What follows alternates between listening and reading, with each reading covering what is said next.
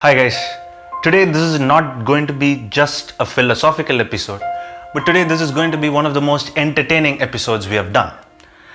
Now in the Bhagavad Gita there is a verse that says, every renunciation that is done should not just be external, but you have to renounce internally. Now the perfect example for this that I can give is the spiritual. Alright, for the sake of the argument, let's call them gurus. Spiritual gurus who have renounced themselves externally, that we can see pretty clearly.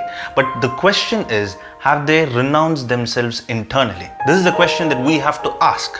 Whether renouncing internally is more important or whether just renouncing outside externally is more suitable. Now here, many of these spiritual gurus, they have this one standard claim or one standard procedure where they say that if you chant a certain mantra or if you do certain exercises, you can achieve success in 20 days. You can achieve success in 30 days. But to which there is always a drawback towards that particular statement. Now this is a very small story that I've already mentioned before. Now assume there is a beggar on the street. Would you prefer to give that money to that boy, or would you prefer to teach him the art of how to make money? Which is the long-term solution? Obviously the second one, right? And that is the same thing in our lives as well. Now I hope you won't get offended when I say this, but we are all in some way in our lives just beggars. Some of us are begging for some money in different forms. Some of us unitedly we are begging to find our true purpose in life, and mostly majority of us are begging for that one claim of success. Now when we go into the spiritual path in the search of material success, what happens?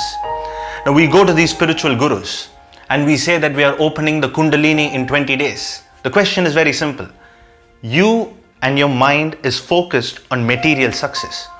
They are motivating you and persuading you for material success. But the process is completely divine, has nothing to do with material nature. So there is not a union with the body, mind and soul.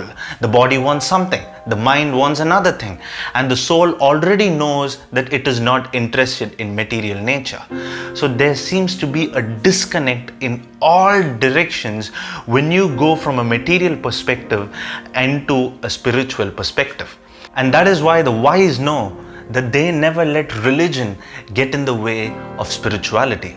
Because spirituality is a divine process where they make their body, mind and soul travel in the same plane without any deviation, without any confusion, and more importantly, with precise clarity on what they want. So the question that the Bhagavad Gita asks here is, how would you be able to activate organs in your body to its fullest potential if you do not define success? Every human being has a different definition of success, and each of them will unanimously go towards the same path at the end of a life fully lived. And that success is what the Bhagavad Gita asks you to define before you travel in the path of spirituality. Now I've spoken about religion.